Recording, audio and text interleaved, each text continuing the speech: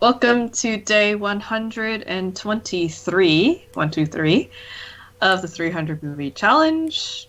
Today we watched the highest grossing film of August 2004, which was Collateral, which no one's ever heard of before. No. Nope. And we were pretty confused in the first 15-20 minutes of the movie. Yeah, I was actually thinking when they kept like switching between the two soundtracks, I was like, we're back in The Saint, aren't we? It wasn't that bad for sure. It wasn't Yeah. as bad, but I remember there was like the scene where in The Saint where like the mafia dude, I don't even remember if he was part of the mafia or whatever. He and his goons were in the car and they were like listening to something, and then it would cut back to like Val Kilmer and like the dumb lady. They were like escaping, and then it would cut between the two, so the soundtrack kept shifting. Yeah. That's why I kind of got reminded, and I was like, oh yeah, The Saint happened. It was like That so was long ago. Yeah, I know. Right? Yeah. But, yeah, I don't think the music track was as bad as The Saint, definitely. No. Definitely not as bad, but that small illusion made me think of our past ventures.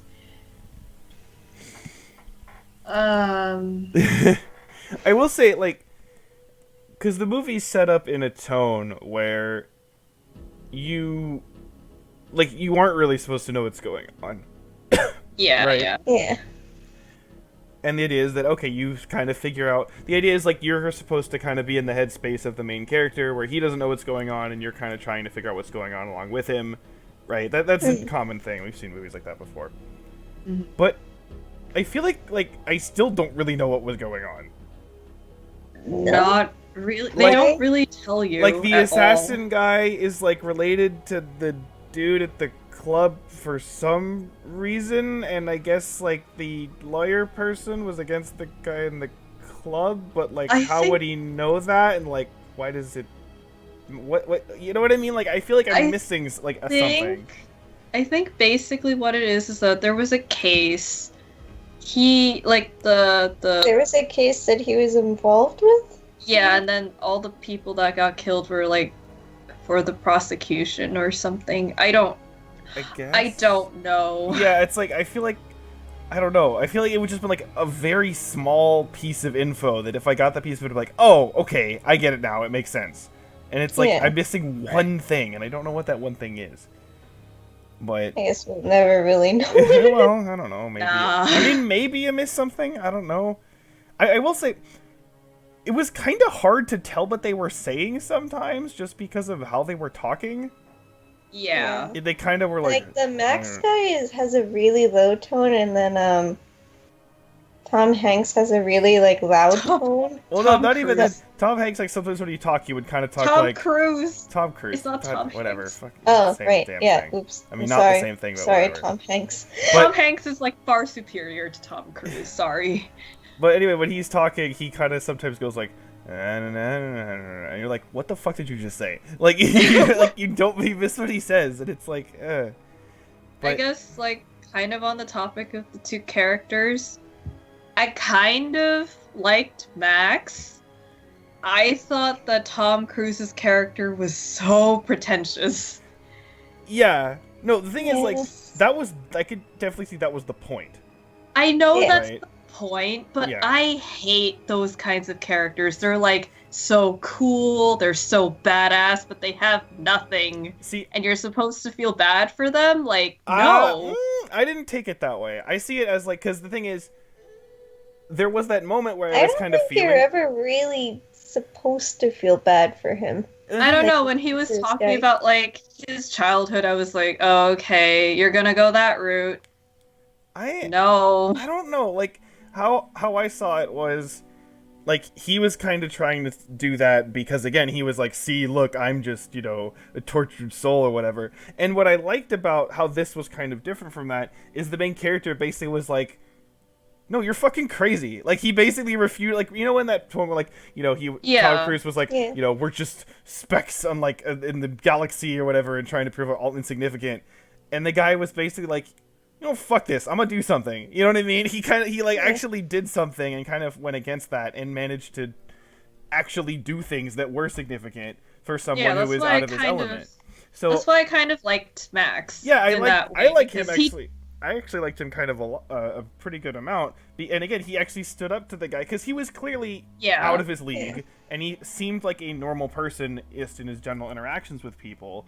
But then when he was put in that fence of that sort of situation, he did act, he did succeed, and how I felt it was portraying it was like, yes, there's this pretentious guy, but like he lost. Yeah. Right? So that's how I see it, and I think how that was framed there, I actually like that quite a lot. So I understand completely if you thought he was like too annoying. I get that 100%. It's just I felt that the movie handled it in a way where it was saying, yeah, this guy is pretentious. That's not a good thing, right? Yeah. So, but I can understand the other way. But I actually liked that a decent amount. I think probably for me and you were probably the most happy when you saw that he actually dies in the end. Yeah. I don't think that's much of a spoiler. I don't think anyone's I mean, like, it's okay, fairly easy to think about. Bye. Yeah, so it was satisfying to see him finally go. It was very satisfying. Because again, it was just like you're so pretentious, and you're doing shitty things, and you don't want him, and you want the protagonist to succeed. Yeah, and it's like, okay, finally you shut up now, and I'm happy. So yeah, so that works. Again, I think the story, like the setup of it, and this kind of idea of this, kind of random guy getting caught up in all of this is pretty interesting. I just think it doesn't answer the kind of everything that it needs to, and I think that's kind of the ultimate problem, and how it kind of it falters a bit near the end. But even though I think the setup is quite solid, so the setup was pretty good. There were some points where I felt like it dragged a little bit, but maybe that's because I hated Tom Cruise's character so much that it was intolerable to watch him. Yeah, so far we've only seen one good movie with Tom Cruise. I'm still sorry, Tom Hanks. I'm sorry. He's a good man. He'll forgive everyone. That's just how Tom Hanks rolls. Yeah, I definitely have problems with this movie, mostly with the story kind of not resolving things, and how some of the beginning stuff drags in terms of like, we had like to pause what we're watching it kind of early through, and like it's basically just when the main guy, he meets the woman and the last target, basically. Yeah, and like they're in the cab or whatever, and then we paused it, and like you had to go do something, and Tara and I were like, we've watched like 11 minutes, but this is kind of slow, isn't it? And we're like, yeah. So like that was a bit slow. There's a few pacing issues, but I don't know. I think the setup, and I do think fundamentally the main character, I think actually makes this overall a positive movie for me. I'm a little bit undecided. I do think it's a good character study of Max. Yeah. Yeah. But the plot needs a lot of work. But if I had to give it something, I did find the setup with the lawyer woman very interesting, because like these things, if there's like a last target, it's always the girl. But in this case, it kind of makes sense, since she's like in a position where she would be the last target. It wasn't because she was a girl. It's because of the job that she had.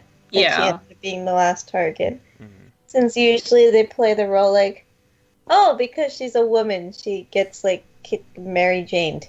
Basically. And they didn't pull the whole like, you saved me, I'm in love with you now. I mean, they just kind of they ended it, and like, I mean, like I guess you could think that it could go that way, but they don't like force that into your face. Yeah. So that was they kind of leave it to speculation. Yeah, because it doesn't matter, right? So it doesn't matter. It's good that they're both alive. It's good that they didn't try to make it matter for no reason. So yeah. So in this case, I don't mind that we didn't see her until the end. Like, we see her in the beginning and the end, but I guess in a way that makes her kind of like a frame, but it's like in a good way. Yeah, I mean, again, I kind of wish like maybe again just kind of the plot getting a little bit more stitched together.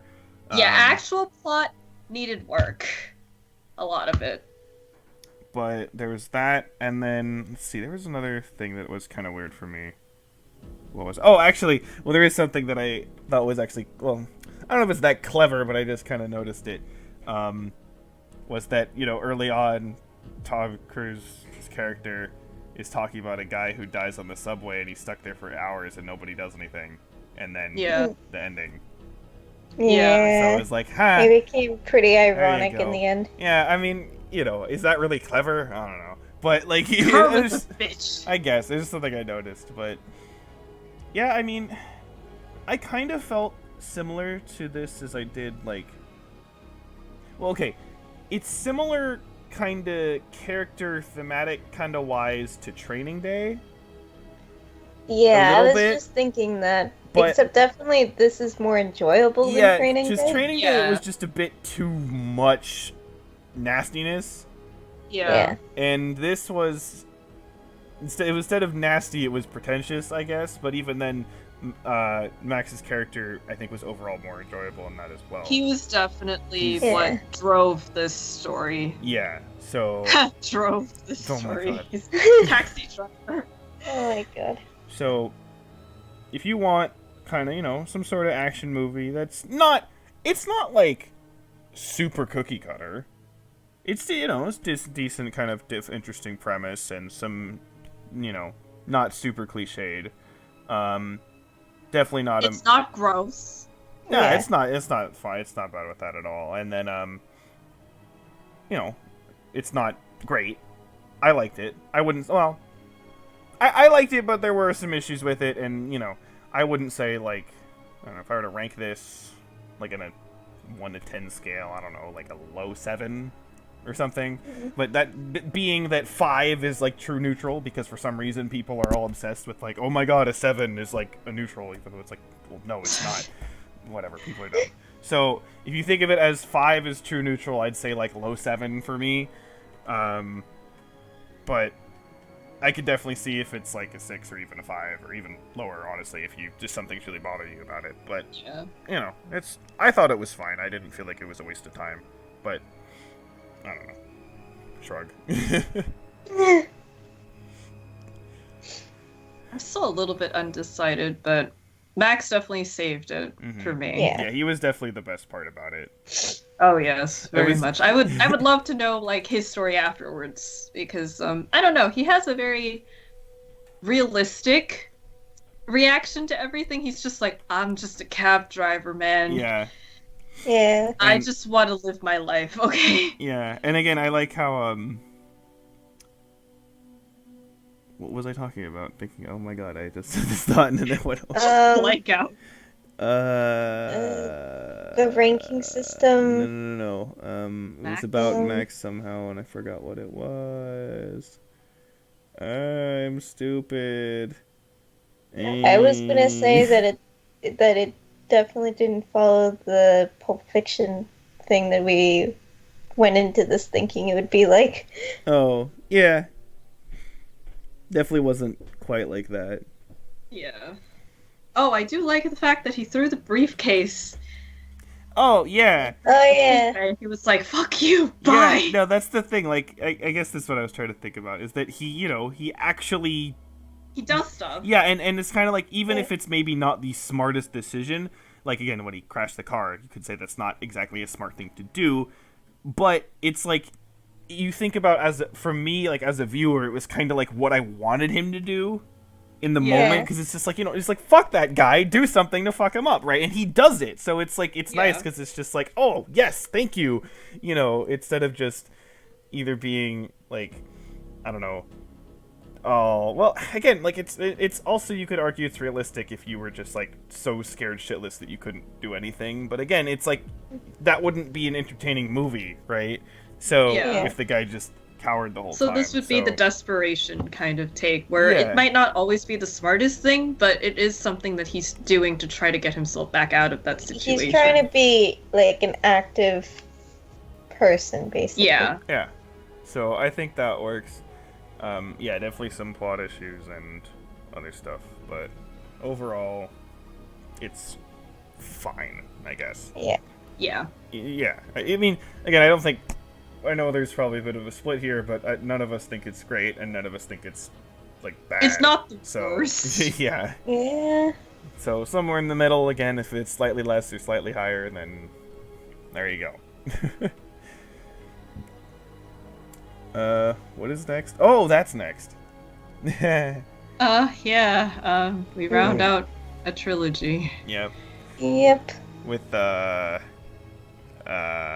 movie. Yeah, you'll see. Yeah, this one's yeah. Oh boy. Oh god. The thing, no, I'll save it for when we get to that movie. Yeah, that's probably I better. said I'm not looking forward to the movie after that. Oh, are you not? Oh, yeah. But it's your favorite. It's your boy. Okay, we need to stop.